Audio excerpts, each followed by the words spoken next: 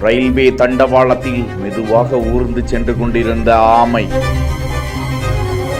கடவுளாக வந்த தூய்மை பணியாளர்கள் மீட்டு உயிரை காத்த நிகழ்ச்சி.